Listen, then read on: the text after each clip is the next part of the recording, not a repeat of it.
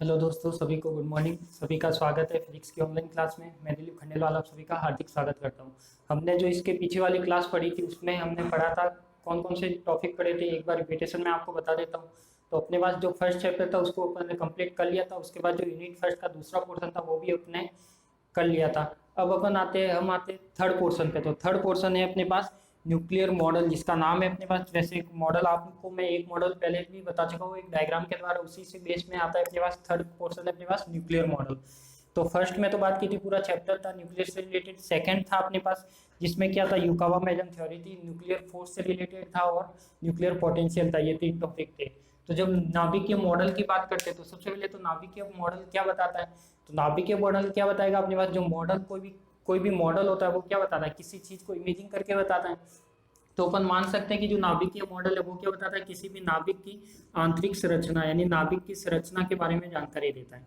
यानी नाभिक का स्ट्रक्चर या फिर नाभिक की कह सकते हैं कि कौन सी संरचना, इंटरनल यानी नाभिक अंदर से कैसा है, क्या उसकी प्रॉपर्टी है, उसके बारे में बताएगा। तो उसके लिए अपने को कुछ मॉडल बताए गए। तो अपने पास तीन मॉडल आते हैं जनरली। तो देखो, फर्स्ट मॉडल आता है अपने पास द्रव बूंद मॉडल, लिक्विड ड्रॉप मॉडल। द्रव बूंद या लिक्विड ड्रॉप मॉडल। सेकंड आता है अपने पास सेल मॉडल, जो आपको मैं पहले ही बता चुका हूँ डायग्राम के द्वारा। और तीसरा आता है अपने पास फर्मी गैस मॉडल। तीसरा आता है अपने पास फर्मी गैस मॉडल। तो ये तीन तरह के मॉडल आते हैं। तो अपने पास क्या करना है, एक एक को अपन डिटेल से पढ़ेंगे। तो अपने पास है नाभिक की आंतरिक संरचना। तो नाभिक की आंतरिक संरचना, नाभिक में अपन जानते हैं कि क्या क्या होता है। प्रोटॉन होता है, न्यूट्रॉन होता है, तो यानी न्यूक्लियन। न्यूक्लियन की बात करें तो उसमें क्या क्या आता है अपने पास, प्रोटॉन आता है और न्यूट्रॉन आता है। तो प्रोटॉन धनावेशित है, न्यूट्रॉन उदासीन है। तो नाभिक पर आवेश कितना हो जाएगा, धनावेशित हो जाएगा। तो इसी की संरचना के बारे में अपन को जानकारी देने के लिए क्या करते हैं अपन, सबसे फर्स्ट मॉडल काम में लेते हैं। तो वो लेते हैं अपन द्रव बूंद मॉडल यानी लिक्विड ड्रॉप मॉडल। तो फर्स्ट मॉडल लगा लीजिए आप, लिक्विड ड्रॉप मॉडल। तो नाभिक की संरचना के बारे में अपन फर्स्ट मॉडल की बात करते हैं, कौन सा, लिक्विड ड्रॉप मॉडल, द्रव बूंद मॉडल। अब ये द्रव बूंद मॉडल क्यों कहा गया इसे, वो देखना है अपन को कि द्रव बूंद क्यों कहते हैं इसे। और भी तो कुछ नाम हो सकता था इसका। यदि बात करते हैं अपन द्रव बूंद मॉडल क्यों कहते हैं, अपन एक तो बात कर ले द्रव बूंद की, यानी कोई भी आप पानी की या कोई भी लिक्विड की क्या ले ले, बूंद ले ले, और उसको कंपेयर करो आप न्यूक्लियस के साथ। तो क्या यदि वो सेम प्रॉपर्टी देता है, यदि वो सेम प्रॉपर्टी देगा तो क्या अपन मान सकते हैं कि नाभिक की कैसा है, अपने को द्रव बूंद के समान है। तो देखो वो कैसे अपन कंपेयर करें एक दूसरे को। यदि मैं बात करता हूँ द्रव के आकार की, यानी कोई भी बूंद है अपने पास, यदि एक साइड क्या ले लिया अपन ने, न्यूक्लियस ले लिया, मान लिया कि एक साइड तो क्या ले लिया अपन ने, नाभिक ले लिया।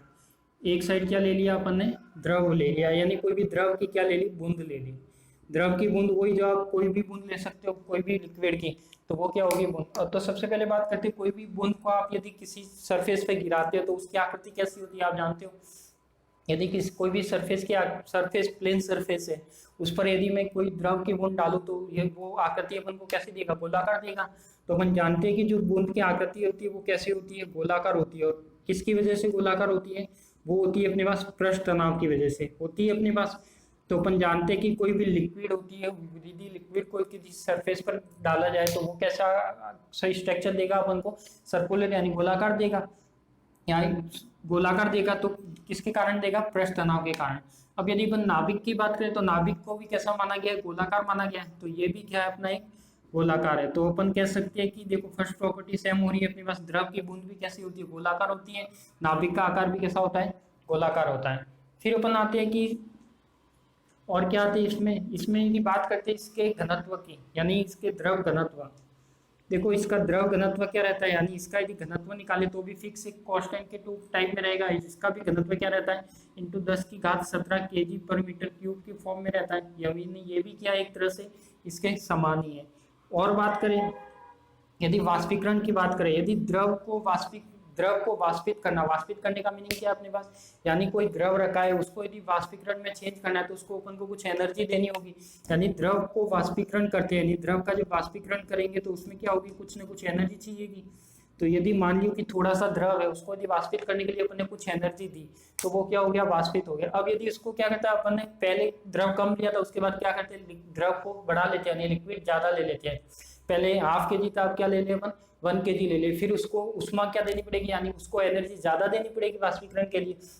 तो अपन कह सकते हैं कि जैसे जैसे द्रव का वाष्पीकरण बढ़ाना है, यानी वाष्पीकरण बढ़ाने के लिए क्या करनी होती है उसमें, जब वाष्पीकरण को बढ़ाना है तो अपन को चाहिए कि उसकी एनर्जी भी क्या होनी चाहिए, ज़्यादा होनी चाहिए, यानी जो अपन एनर्जी देंगे वो भी क्या होनी चाहिए, ज़्यादा होनी चाहिए। जब वाष्पीकरण बढ़ाने के लिए एनर्जी ज़्यादा चाहिए तो अपन कह सकते हैं कि यदि इसी को नाभिक के साथ कंपेयर करें तो ये कैसे होगा, जैसे जैसे ए का मान बढ़ता है कोई भी न्यूक्लियस में मास नंबर का, यानी ए बढ़ता है, जब ए बढ़ता है तो उसकी बाइंडिंग एनर्जी भी क्या होगी, बढ़ेगी। तो ये चीज फिक्स है, यदि ए बढ़ने के साथ ही क्या हो रहा है अपने पास, बाइंडिंग एनर्जी बढ़ रही है। तो अपन कह सकते हैं कि यदि द्रव को वाष्पित करने के लिए जो ऊर्जा दी जाती है, यदि द्रव ज्यादा ले लिया तो द्रव की जगह मैंने यहाँ पे क्या ले लिया, मास नंबर ज्यादा ले लिया, तो मास नंबर ज्यादा के लिए क्या हो जाएगा, बाइंडिंग एनर्जी ज्यादा हो जाएगी, यहाँ पे वाष्प के लिए क्या हो जाएगा, एनर्जी ज्यादा हो जाएगी। तो एक रीजन ये भी हो सकता है, 3 रीजन ये हो गए अपने पास। और हो सकता है अपन यदि बात करें नाभिक के विखंडन और संलयन, यानी फ्यूजन और फिजन, नाभिकीय विखंडन और संलयन, सॉरी ये इसमें नहीं आएगा विखंडन, इसमें तो क्या आएगा अपने पास, यदि इसमें तो बात करें अपन विखंडन संलयन की, यानी नाभिकीय विखंडन और संलयन। तो ये कहता है कि अपने पास विखंडन किसे कहते हैं और संलयन किसे कहते हैं, यानी विखंडन का मीनिंग तो क्या होता है अपने पास, कोई भी विखंडन यानी कोई भी बड़ा पार्टिकल है वही क्या कर रहा है, 2 या 3 पार्ट में टूट रहा है, तो वो तो क्या हो जाएगा, विखंडन। संलयन यानी हल्के नाभिकों का मिलकर कोई बड़े नाभिक का बनाना क्या हो जाता है, संलयन। तो वैसे इसको मैं द्रव के रूप में देखूं तो द्रव के रूप में क्या हो जाएगा अपने पास, द्रव के रूप में हो जाएगा कि अपने पास जैसे अपने पास कोई भी बूंद है, यदि 2 बूंद को मैं मिला दूं, 2 बूंद को मिला दूं तो क्या बनेगी, एक बड़ी बूंद बनेगी, तो वो क्या हो जाएगा अपना एक इसकी तरह विखंडन की प्रॉपर्टी, संलयन की प्रॉपर्टी को शो करेगा। ये छोटी बूंद थी 2, उसको मैंने मिला दिया तो वो कैसी बूंद मिल गई, बड़ी, तो वो किसके टाइप का हो गया, संलयन। यदि मैं कोई भी बड़ी बूंद है उसको ही तोड़ू तो वो कैसा हो जाएगा, अलग अलग पार्ट में डिवाइड हो जाए तो वो कैसा हो जाएगा, विखंडन। यानी द्रव की बूंद का टूटना या जोड़ना, द्रव की बूंद का जोड़ना या एक बड़ा होना या छोटा होना, ऐसे भी कह सकते हैं, या तो बड़ा होना या छोटा होना। तो ये सब क्या इसकी प्रॉपर्टी। तो इस तरह से अपन कह सकते हैं कि जो नाभिक की जितनी प्रॉपर्टी द्रव की होती है उतनी ही प्रॉपर्टी अपने पास कितनी होती है, नाभिक की होती है। तो इस तरह से अपन कह सकते हैं कि जो नाभिक को माना गया वो कैसा माना गया अपने पास, कैसा माना गया, नाभिक को द्रव बूंद के समान माना गया। इसकी एक प्रॉपर्टी और आती है अपने पास, यदि एक प्रॉपर्टी की बात करें, मैंने कल बताया था कि अपने पास यदि कोई द्रव की बूंद होती है, यानी कोई द्रव की बूंद है, तो वो प्रभावित किससे होगी, उसके आसपास से। यानी कोई द्रव की बूंद यहाँ पे है और अपन यहाँ पे कुछ इस पे इफेक्ट डालते हैं, यानी कोई मान लिया कि यहाँ पे इसको कुछ फोर्स या इस टाइप का लगाए तो ये प्रभावित होगी। तो वैसे क्या होगा, न्यूक्लियस में भी क्या होगा अपने पास, यानी ये तो किससे प्रभावित होगी, पास के अणुओं से, यानी पास के अणुओं से क्या होगी, या पास के कोई भी पार्टिकल से क्या होगी, प्रभावित होगी। तो वैसे यदि न्यूक्लियस की बात करें तो न्यूक्लियस भी किससे इफेक्टिव होता है, अपन ने कल ही पढ़ा था न्यूक्लियर फोर्स में कि नाभिक के बल में क्या होता है, सैचुरेशन प्रॉपर्टी होती है, यानी वो भी क्या होता है, आसपास से ही प्रभावित होता है। तो इन सब प्रॉपर्टी को देखते हुए अपन कैसा मानते हैं कि नाभिक को कैसा माना गया है, एक द्रव बूंद के समान माना गया है। फिर इसी के बेस पे अपन क्या निकालते हैं, कैलकुलेशन। तो जो नाभिक की तुलना किसके साथ की गई, द्रव की बूंद के समान, यानी लिक्विड की, कोई भी लिक्विड था उसकी पॉइंट या उसकी बूंद के समान की गई, यानी लिक्विड ड्रॉप के समान की गई। तो अपन कह सकते हैं कि ये नाभिक है वो कैसा है, एक नाभिक का जो स्ट्रक्चर है वो कैसा है अपने पास, बूंद के समान है, यानी ड्रॉप के समान है। तो ये सब प्रॉपर्टी देखते हैं, तो इसके साथ ये नाभिक की प्रॉपर्टी को कंपेयर करवाते हैं। तो ये क्या हो जाएगा अपना, तो इस तरह से अपन कह सकते हैं कि यदि नाभिक का आकार भी कैसा माना गया अपन को, द्रव की बूंद के समान माना गया। अब अपन आते हैं इसके नेक्स्ट टॉपिक आता है। तो ये तो क्या था अपने पास, केवल लिक्विड ड्रॉप मॉडल, यानी न्यूक्लियस को इसके लिए कैसे माना था, तो वो वाली चीज थी। अब अपन देखते हैं कि इसका नेक्स्ट आता है कि सेमी इंपेरिकल मास फॉर्मूला, बहुत इंपॉर्टेंट फॉर्मूला है अपने पास। क्या है अपने पास, सामी अनुभाविक द्रव्यमान सूत्र।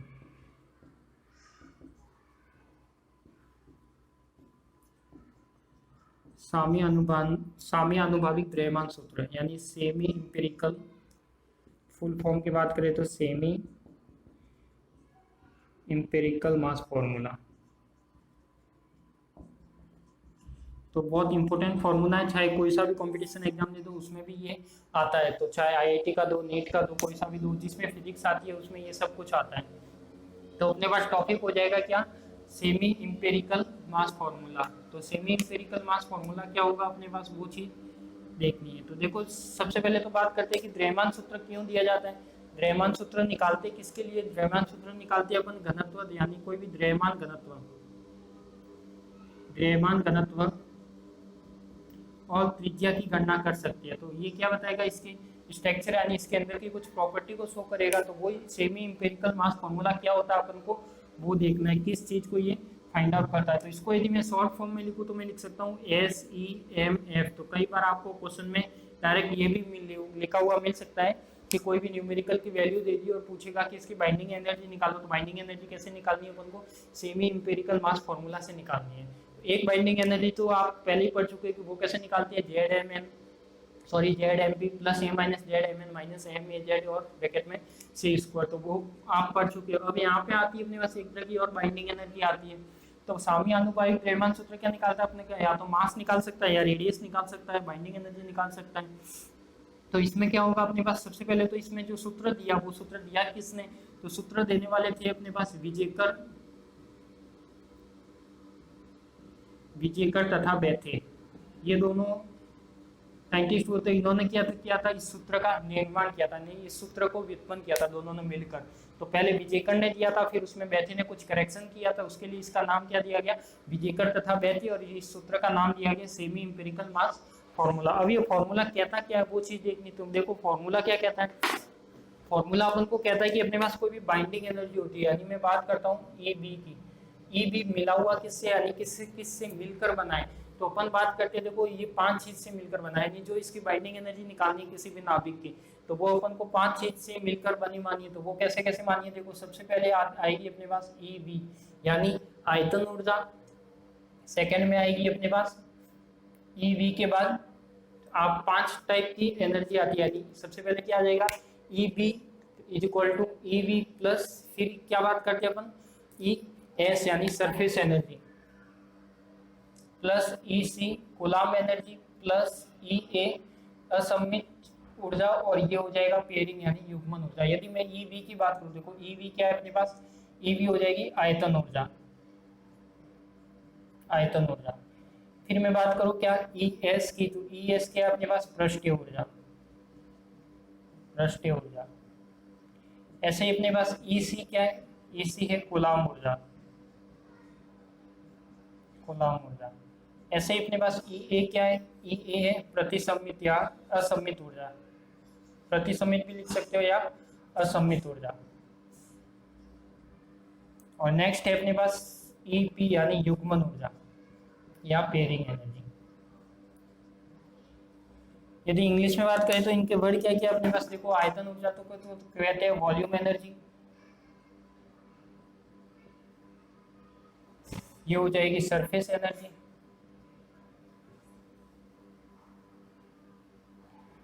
ये हो जाएगी कूलाम एनर्जी,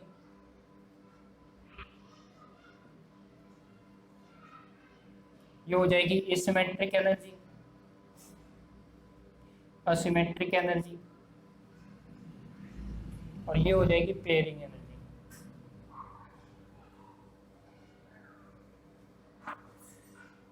तो ये तरह की क्या अपने पास 5 तरह की ऊर्जा, यानी जो सेमी इंपेरिकल मास फॉर्मूला कहता है वो क्या कहता है कि सेमी इंपेरिकल मास फॉर्मूला में यदि कोई इसकी बाइंडिंग एनर्जी निकालनी हो, तो बाइंडिंग एनर्जी निकालने के लिए अपन को ये 5 टर्म अलग अलग डिफाइन किए अपन ने। EV is equal to EV आयतन ऊर्जा, ES पृष्ठीय ऊर्जा सरफेस एनर्जी, कूलाम एनर्जी यानी कूलाम ऊर्जा, EC EA क्या है? प्रतिसम्मित या असम्मित ऊर्जा, और ये है अपने पास युग्मन ऊर्जा। तो इस पांचों को क्या करेंगे अपन? अलग अलग डिफाइन करेंगे। इन पांचों के क्या निकलेंगे अपने पास? फॉर्मूले निकलेंगे। तो उस पांचों फॉर्मूलों को देखते हैं। तो सबसे पहले ये द्रव्यमान सूत्र निकालना है, तो उसके लिए सबसे पहले अपन को इन 5 टर्म को देखना है। तो देखो 5 टर्म को देखने के लिए अपन फर्स्ट की बात करते हैं। फर्स्ट क्या है अपने पास? फर्स्ट टर्म आती है अपने पास जो EV वाली टर्म है। EV क्या कहती है अपने पास? EV यानी फर्स्ट आती है अपने पास आयतन ऊर्जा, आयतन ऊर्जा। आयतन ऊर्जा को डिनोट किससे करते हैं अपन? EV से, ठीक है। तो EV से व्यक्त करते हैं, इससे संकेत क्या है इसका? EV। अब यदि बात करते हैं कि आयतन ऊर्जा कहते किसे है, तो अपन जानते हैं कि नाभिक का आयतन क्या होता है। यदि नाभिक के आयतन की बात करें तो नाभिक का आयतन आप निकाल सकते हो आराम से। नाभिक का आयतन क्या होता है अपने पास? परिमित होता है, यानी इसकी कुछ ना कुछ वैल्यू होती है, फाइनाइट रेंज होती है इसकी। तो अपन कह सकते हैं कि जो नाभिक का आयतन होगा यानी v होगा वो क्या होगा, यानी कोई भी नाभिक का आयतन परिमित होगा तो नाभिक को कैसा माना गया अपन ने, गोलाकार, उसका आयतन कितना होता है 4/3 पाई आर क्यूब। तो उसके लिए जो नाभिक का आयतन होता है तो वो परिमित होने के कारण उसके कारण क्या होती है, कुछ ऊर्जा उत्पन्न होती है, वही ऊर्जा क्या कहलाएगी, यानी आयतन के कारण, आयतन के कारण कुछ ऊर्जा उत्पन्न होती है, कुछ ऊर्जा उत्पन्न होगी, वही अपनी क्या कहलाएगी, आयतन ऊर्जा कहलाएगी। यदि मैं इसके फॉर्मूले की बात करूं तो ये क्या हो जाएगा अपने पास, आयतन ऊर्जा E V is equal to क्या हो जाएगा, देखो 4/3 पाई आर क्यूब, यानी मैं लिख सकता हूँ E V proportional 4/3 pi R cube हो जाएगा। आर क्या हो जाएगी, उसकी रेडियस हो जाएगी, और अपन न्यूक्लियस की रेडियस जानते हैं क्या होती है, R is equal to R naught A 1/3 होती है। तो इसको मैं यदि यहाँ पे रखता हूँ तो E V is equal to, यदि यहाँ पे कोई भी कांस्टेंट तो 4/3 पाई आर नॉट क्यूब, और ये क्या हो जाएगा ए। यदि मैं इसको कंप्लीट कांस्टेंट मानूं तो ये क्या हो जाएगा, E V is equal to A V और ए, यानी कह सकता हूँ कि जो ए वी होगा ये क्या अपने पास, जहाँ पर ए वी क्या है अपने पास कांस्टेंट है, यानी ए वी क्या है अपने पास आयतन नियतांक है या आयतन ऊर्जा नियतांक है, आयतन यानी वॉल्यूम एनर्जी कांस्टेंट है।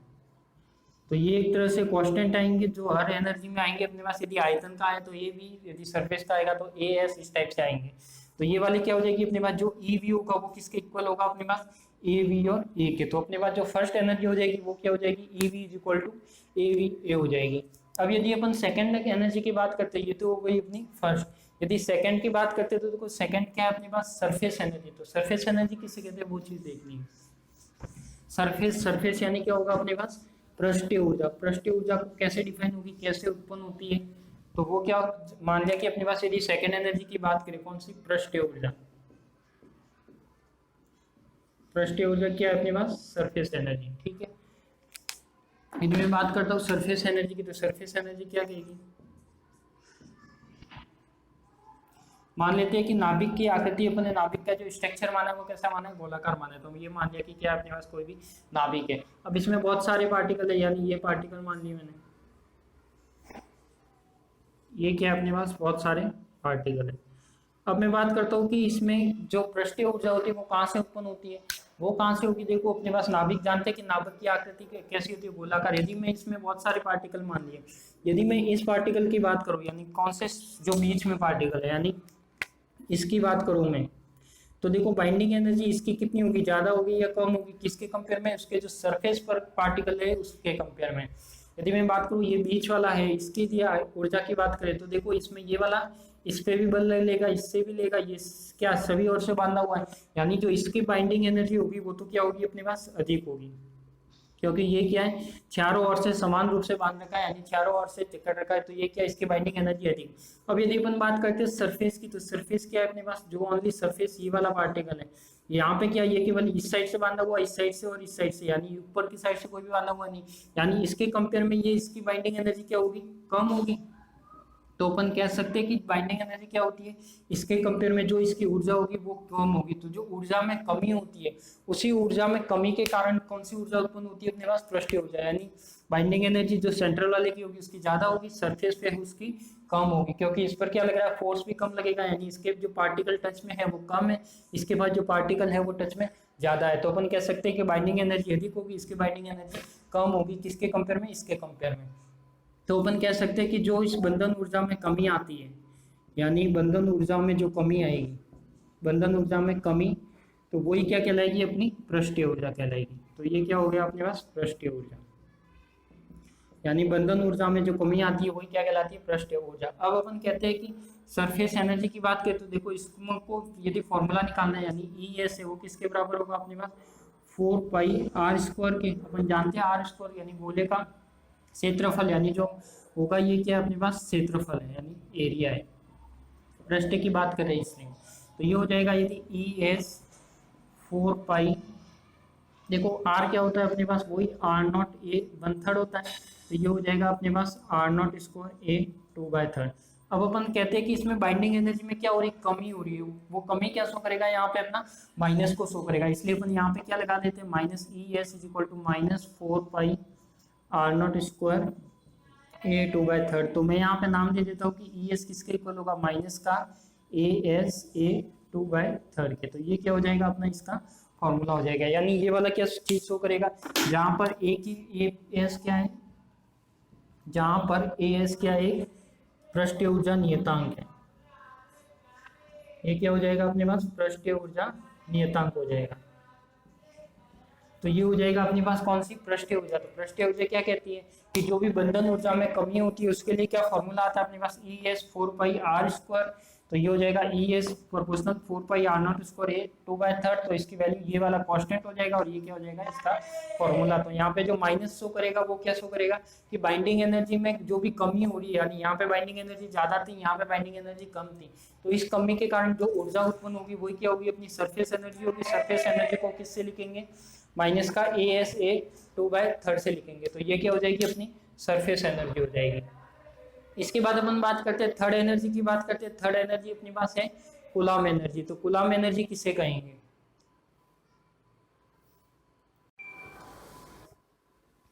अब हम बात करते हैं दो एनर्जी हो गई अपने पास। थर्ड एनर्जी आती है अपने पास कौन सी, ईसी यानी कूलम्ब ऊर्जा।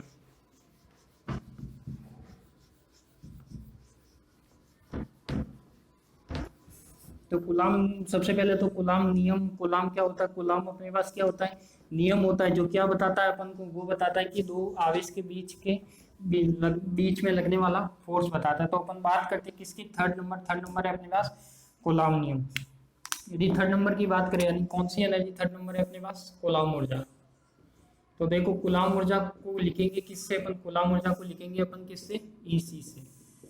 ठीक है, तो कूलम्ब ऊर्जा कहाँ से उत्पन्न होगी, देखो कूलम्ब नियम क्या कहता है कि ये सबसे पहले तो दो आवेश के बीच में लगता है। तो नाभिक में भी क्या है अपने पास, प्रोटॉन है और न्यूट्रॉन है, यानी वहां भी क्या है अपने पास कुछ ना कुछ आवेश है। नाभिक में दो कण उपस्थित होते हैं, प्रोटॉन और न्यूट्रॉन। यदि मैं इसकी बात करूं कूलम्ब ऊर्जा में, यदि मैं प्रोटॉन की बात करूं तो प्रोटॉन में क्या होगा, यदि इनके बीच का फोर्स देखा जाए तो वो क्या होगा, एक दूसरे को रिपल करेगा यानी प्रतिकर्षित करेगा। जब प्रतिकर्षित करता है तो उसकी एनर्जी में क्या आएगी, कमी आएगी। तो उसी कमी के कारण अपने पास जो ऊर्जा उत्पन्न होगी वो क्या होगी, अपने पास कूलम्ब ऊर्जा होगी। मान लिया कि अपने पास दो कोई भी क्या है अपने पास, दो क्या है, प्रोटॉन आवेशित कण है।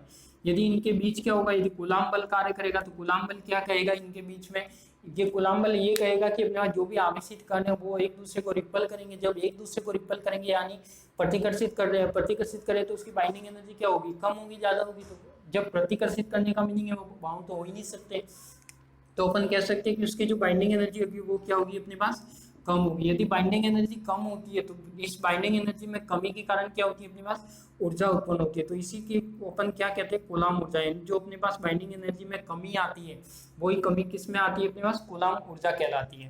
तो एक तरह से जो बाइंडिंग एनर्जी में कमी होगी वही क्या कहलाएगी, अपनी कूलम्ब ऊर्जा। यदि इसके फॉर्मूले की बात करें तो ये क्या होगा अपने पास, देखो कोई भी नाभिक है उस पर यदि जेड ई आवेश है, तो मान लिया कि कोई भी नाभिक है उसका जेड, यदि आपने डेरिवेशन पढ़ा है 3/5 kq²/r आता है, जानते हो सभी लगभग। तो यही फॉर्मूला होता है अपने पास 3/5 kq²/r। यानी कोई भी अपने पास क्या है, कोई भी आवेशित पार्टिकल है, आवेशित गोलाकार, यानी अपने बीएससी फर्स्ट ईयर की बुक में शायद पढ़ा था इलेक्ट्रोस्टैटिक्स में, कि अपने पास ऐसा कोई डेरिवेशन आता है जिसमें क्या है, अपने पास गोला है उसमें आवेश समान रूप से समावेशित है, उसमें आवश्यक स्थितिज ऊर्जा कितनी है।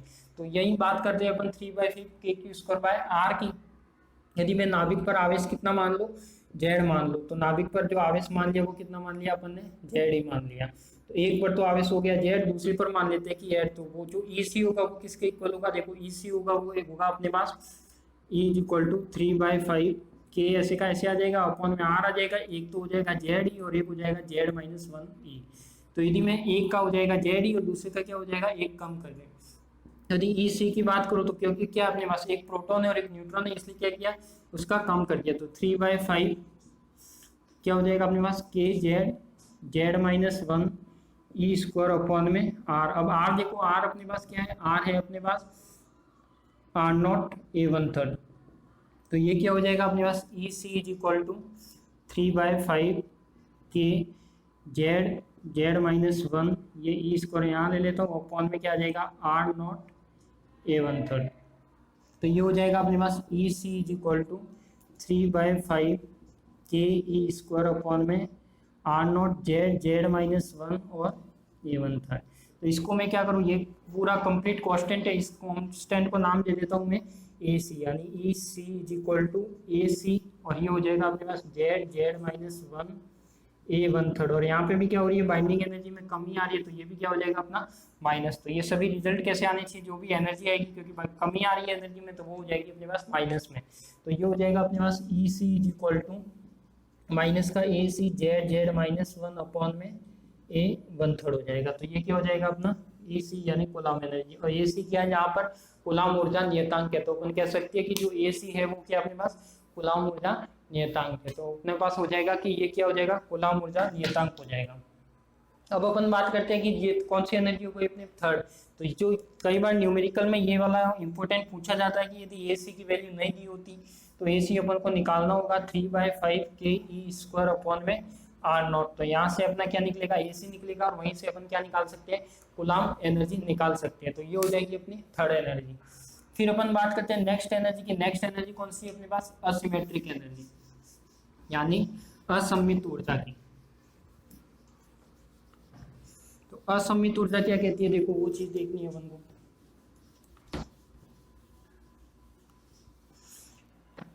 कौन सी अपने पास फोर्थ नंबर की है, असिमेट्रिक एनर्जी। यानी सबसे पहले तो असममिति कब आती है, एक तो अपने पास वर्ड आते हैं, तो सिमेट्रिक आता है, दूसरा आता है अपने पास असिमेट्रिक। इन दोनों में डिफरेंस क्या रहता है, यानी एक तो सिमेट्रिक होता है, एक असिमेट्रिक होता है। सममित यानी वो कोई भी दो पार्टिकल होते हैं वो एक जैसे सिमेट्रिक हो, यानी दोनों दिखने में एक जैसे हो। यदि एक को ऊपर दूसरा रखा जाए तो वो क्या दूसरा नहीं दिखाई देगा, तो वो क्या कहलाता है, सिमेट्रिक। प्रतिसिमेट्रिक यानी दोनों क्या पार्टिकल अलग अलग है, दोनों में कुछ न कुछ डिफरेंस है, वो क्या कहलाएगा अपना असिमेट्रिक। यदि मैं बात करता हूँ कि सम्मित और असम्मित की, तो सम्मित और असम्मित में क्या होगा, यदि मैं बात करता हूँ कि सम्मित की, तो सम्मित में क्या होगा, मान लिया कि अपने पास जैसे हल्के तत्व है, जैसे जैसे अपन उसका द्रव्यमान संख्या बढ़ाते जाते हैं, तो द्रव्यमान संख्या बढ़ाने पर क्या होगा अपने पास, क्या होगा, जैसे जैसे अपन बढ़ाएंगे यानी द्रव्यमान संख्या ए बढ़ेगी तो न्यूट्रॉन बढ़ेगा या प्रोटॉन बढ़ेगा।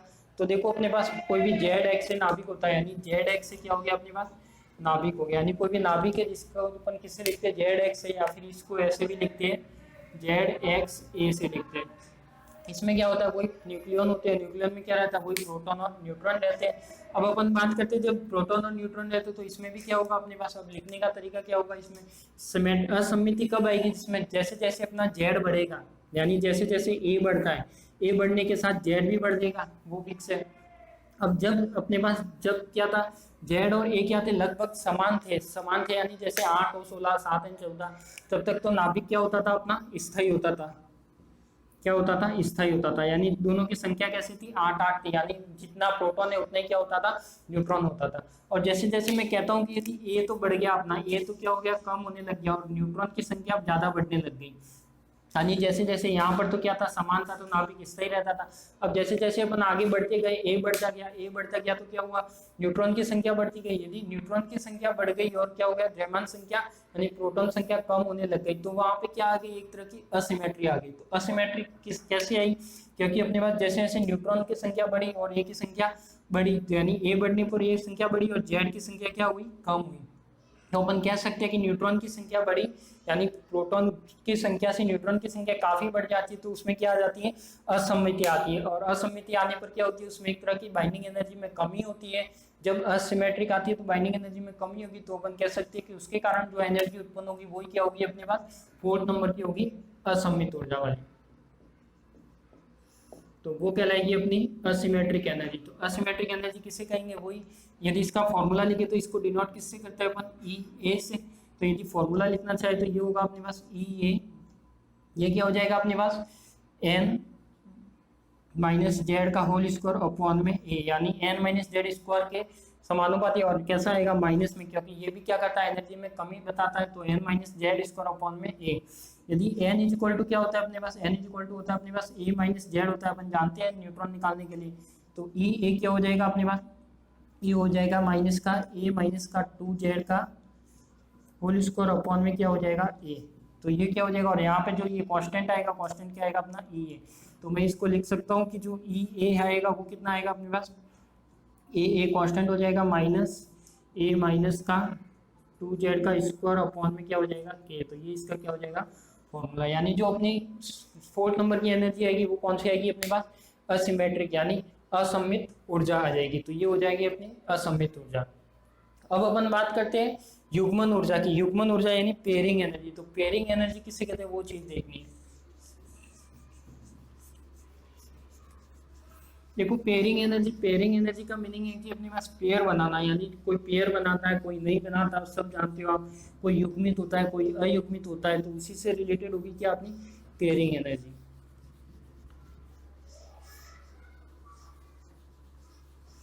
तो नेक्स्ट नंबर की है अपने पास 5 नंबर है कौन सी, युग्मन ऊर्जा।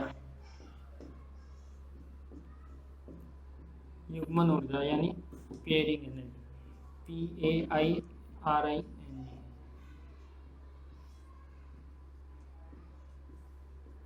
तो ये क्या कहलाएगी अपनी पेयरिंग एनर्जी। अब कहते हैं कि युग्मन ऊर्जा किसे कहते हैं, पेयरिंग एनर्जी किसे कहते हैं। तो सबसे पहले तो ये देखना है कि पेयरिंग एनर्जी किसे कहेंगे। तो पेयरिंग एनर्जी का मतलब है कि सम और विषम। देखो जब जब जेड और एन क्या होता है अपने पास सम होता है, जब एन और जेड क्या होता है अपने पास सम होता है, तब तो क्या होगा अपने पास जेड सम है एन सम है, तो ये क्या हो जाएगा अपने पास स्थायी अवस्था में रहेगा। ठीक है, जैसे अपने पास जेड सम है और एन विषम है, या फिर दोनों का विषम मान लो एक बार, क्या अपने पास जेड विषम है और एन विषम है, तो ये क्या हो जाएगा अपने पास असिमेट्रिक एनर्जी। जब युग्मन पेयरिंग एनर्जी की बात करेंगे तो वो क्या हो जाएगा अपने पास, देखो सम सम तो अपन जानते हैं कि 8 और 16 7 से 14 वो सब क्या होते हैं स्थायी होते हैं। जब विषम विषम की बात करेंगे तो विषम विषम क्या हो जाएगा अपने पास अस्थायी को दर्शाएगा, यानी जब विषम विषम की बात करेंगे तब वो क्या होगा अस्थायी, यानी वो अस्थायी वाली स्टेट होगी। और यदि मैं बात करूं किसकी, ये हो गया जेड सम सम विषम। यदि दोनों एक दूसरे के ऑपोजिट है, ये सम है और ये विषम है, ये सम है और ये क्या है, यदि जेड विषम है और एन सम है यानी ऑड इवन है, यानी ये क्या हो जाएगा ये इवन इवन है, ये ऑड ऑड है, ये इवन ऑड है और ये ऑड इवन है। तो इन दोनों में ये कैसा कहलाएगा कि नाभिक कैसा होगा अपने पास मध्यवर्ती होगा, इन दोनों के बीच का होगा। यदि इवन इवन है तो स्थायी होगा स्टेबल होगा, यदि ये वाला केस है तो अनस्टेबल होगा, और ये है तो दोनों के बीच का होगा यानी मध्यवर्ती होगा।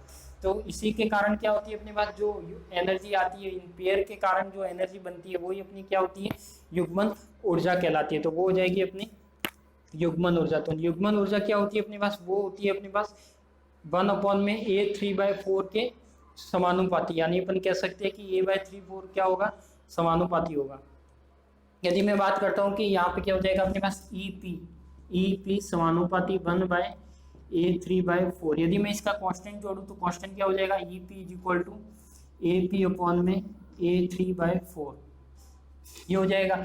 यदि मैं AP क्या है यहाँ पे एक नियतांक है, यह भी क्या करेगा एनर्जी में कमी करेगा इसलिए माइनस, तो ये हो जाएगा अपने पास AP। यदि AP की वैल्यू देखनी है अपन को, देखो AP की यहाँ पे वैल्यू इंपोर्टेंट रहती है।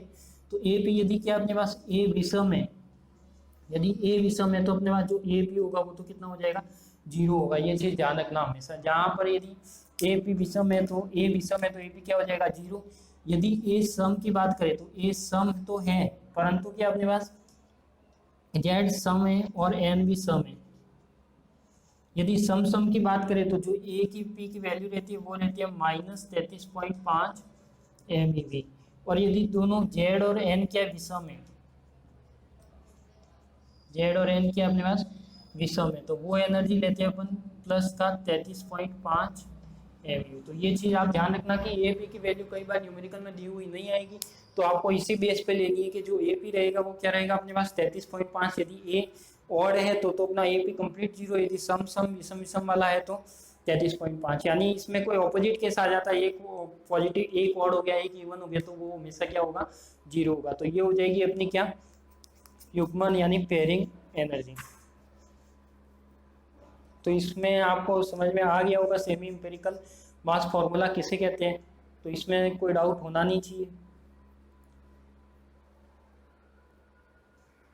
तो इस पांचों टर्म आपको पता लग गई। ये वाले क्या है आयतन ऊर्जा जो किसके इक्वल होती है, सरफेस एनर्जी किसके इक्वल होती है, कूलम्ब एनर्जी किसके बराबर होती है, सिमेट्रिक एनर्जी किसके बराबर होती है, असिमेट्रिक, पेयरिंग एनर्जी किसके बराबर होती है, सबके मैंने फॉर्मूले लिख दिए हैं। अब अपन को क्या करना है, सभी फॉर्मूलों को एक ही जगह पर रखना है, तो एक ही जगह पर रखेंगे तब क्या आएगा वो चीज देखनी है हमको।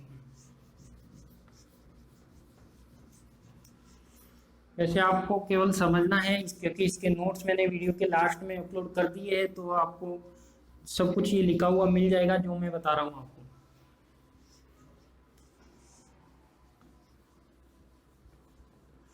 देखो अभी यदि बात करते किसकी अपन, सबसे पहले ईवी की, तो ईवी अपने पास क्या निकला था, ईवी क्या निकला था, देखो बात करते हैं ईवी कैसे निकला था। देखो मैं एक एक वापस बताता हूँ, ये सबसे पहले बात करते हैं ईवी की। तो ईवी कैसे निकला था, देखो ईवी निकला था अपने पास 4/3 पाई आर क्यूब से, और वो क्या हो गया था 4/3 पाई आर नॉट ए, कितना हो गया था, जब क्यूब की बात कर रहे थे यानी क्या आयतन था, तो 4/3 पाई आर क्यूब यानी आर नॉट क्यूब और ए 1/3। इसी को मैंने नाम क्या दे दिया था ए बी, और ये क्या रहा था ए 1/3। तो ये तो क्या रह जाएगा अपना ए बी ए 1/3, ठीक है। ये तो क्या हो जाएगी सरफेस। अब अपन बात करते हैं सरफेस की, तो सरफेस क्या रहा था अपने पास, देखो सरफेस रहा था अपने पास ई एस किसके समानुपाती था 4 पाई आर स्क्वायर, तो 4 पाई, और ये क्या रहा था आर नॉट स्क्वायर अपॉन में ए 2/3। इसको मैंने नाम दे दिया था क्या ए एस माइनस में, क्योंकि बाइंडिंग एनर्जी में क्या कर रहा था कमी कर रहा था, यानी ये ए की पॉजिटिव आएगा बाकी सब नेगेटिव आएंगे, तो माइनस का ए एस, ए क्या हो जाएगा अपने पास 2/3। फिर अपन बात करते हैं कूलाम्ब एनर्जी की, तो कूलाम्ब एनर्जी भी अपन ने निकाली थी माइनस का A C Z Z minus 1 ए 1/3, ठीक है। फिर अपन ने निकाली नेक्स्ट माइनस का ए माइनस का 2z का होल स्क्वायर अपॉन में क्या ए, ये कौन सी एनर्जी हो गई अपने पास असिमेट्रिक, और जो युग्मन एनर्जी होगी वो क्या होगी माइनस का ए पी ए 3/4। तो ये वाली कंप्लीट जो बाइंडिंग एनर्जी का फॉर्मूला देगा सेमी इंपेरिकल मास फॉर्मूला के द्वारा, तो वो क्या कहलाएगा ये वाला फॉर्मूला। यानी अपन कह सकते हैं कि जो बाइंडिंग एनर्जी है वो किस पर डिपेंडेंट है, यहाँ पे ए और जेड पर डिपेंड कर रही है। यदि कोई भी नाभिक चेंज होता है तो यहाँ पे क्या चेंज होगा ए और जेड चेंज होगा, यानी जो कांस्टेंट है उनकी वैल्यू तो सेम रहेगी। ये तो सब क्या अपने पास कांस्टेंट है, यानी ये सब क्या अपने पास कांस्टेंट, ए भी कांस्टेंट है, ए एस ए सी ए और ए पी ये सब क्या है कांस्टेंट है। तो अपन कह सकते हैं कि जो बंधन ऊर्जा है वो डिपेंड किस पे करेगी, केवल ए और जेड पर डिपेंड करेगी। अब अपन बात करते हैं कि सेमी इंपेरिकल मास फॉर्मूला किससे कहते हैं, तो सेमी इंपेरिकल मास फॉर्मूला कहते हैं अपन की अपने पास जो पढ़ा था कि बाइंडिंग एनर्जी होती है वो किसके इक्वल होती है अपने पास जेड एम पी प्लस का A minus Z M N minus का एम ए जेड, और ये क्या था अपने पास सी स्क्वायर। यदि अब मैं सी स्क्वायर को इधर भेज दूँ यानी ये तो हो गया ई बी अपॉन में C square is equal to Z M P plus A minus Z M N minus का एम ए जेड और सी स्क्वायर। अब क्या करूँ, ये सी स्क्वायर तो सॉरी यहाँ से हट गया। अब क्या करूँ मैं, इसको अपन को निकालनी ये वाली टर्म, तो इसको तो इधर ले आता हूँ, यानी ये तो क्या हो जाएगा एम ए जेड, ये हो जाएगा जेड एम पी प्लस का A minus Z M N, ये हो जाएगा माइनस का ई बी अपॉन में सी स्क्वायर। तो ये क्या हो जाएगी अपने पास, अब ई बी की वैल्यू क्या रखनी है, ई बी की जो ये कंप्लीट वैल्यू आ रही है ये आपको रखनी है, यानी M A Z is equal to Z M P plus A minus Z M N minus का 1/c स्क्वायर, ऐसे का ऐसे रख लिया। आप ये कंप्लीट वैल्यू रख लो तो ये क्या आ जाएगी ए बी ए कितना 1/3 माइनस का ए एस ए 2/3 माइनस का A C Z Z minus 1 A 1/3 minus का ए माइनस का 2z का होल स्क्वायर अपॉन में ए और माइनस का ए पी ए 3/4। तो ये जो कंप्लीट जो ये वाला फॉर्मूला कहलाएगा वही अपना क्या कहलाएगा सेमी इंपेरिकल मास फॉर्मूला कहलाएगा, यानी अपन इससे क्या निकाल सकते हैं किसी भी नाभिक का मास निकाल सकते हैं। तो ये वाला क्या हो जाएगा अपना फॉर्मूला हो जाएगा। तो ये आपका सेमी इंपेरिकल मास फॉर्मूला कहलाता है, बहुत ही इंपॉर्टेंट फॉर्मूला है। इसमें से कोई भी आपको 5 में से कोई भी चीज़ आपको पूछ सकते हैं। तो ये क्या हो जाएगा अपने पास सेमी इंपेरिकल मास फॉर्मूला जो अपन को डिफाइन करना था, तो ये हो जाएगा अपने पास सेमी इंपेरिकल मास फॉर्मूला। तो आपको ये 5 टर्म समझ में आ गई होगी। तो जो अपना फर्स्ट मॉडल है लिक्विड ड्रॉप मॉडल, वो यही कहता है कि लिक्विड ड्रॉप मॉडल में क्या है किसी भी न्यूक्लियर को कंपेयर किससे किया है ड्रॉप से, यानी कोई भी द्रव के बूंद से कंपेयर किया। कंपेयर करने के बाद क्या निकाला है उसने एक फॉर्मूला निकाला है। विजेकर और बेथे नाम के वैज्ञानिक हुए थे, उन्होंने एक फॉर्मूला दिया था जिसको क्या नाम दिया गया सेमी इंपेरिकल मास फॉर्मूला। सामयानुभाविक द्रव्यमान सूत्र, जिसके लिए अपन ने बाइंडिंग एनर्जी के लिए 5 टर्म को डिफाइन की, तो पांचों टर्म के अलग अलग फॉर्मूले दिए गए, तो वो फॉर्मूले मैंने यहाँ पे लिख दिए है फॉर्मूले के रूप में, तो वो क्या हो जाएगा अपना द्रव्यमान सूत्र हो जाएगा। तो इसलिए इसको क्या कहा जाता है, सेमी इंपेरिकल मास फॉर्मूला कहा जाता है। तो ये अपना था लिक्विड ड्रॉप मॉडल, और ये था अपना एक बहुत ही इंपॉर्टेंट फॉर्मूला था जो हर किसी एग्जाम में पूछा जा सकता है, तो इसको आप इंपॉर्टेंट लगा दीजिएगा। और इस बेस पे न्यूमेरिकल भी आते हैं, तो आप सभी को देखते हैं। फिर अपन हम मिलते हैं वापस नेक्स्ट क्लास में कुछ न्यूमेरिकल के साथ, और इसके जो नेक्स्ट टॉपिक है अपना सेगर चार्ट उसके साथ।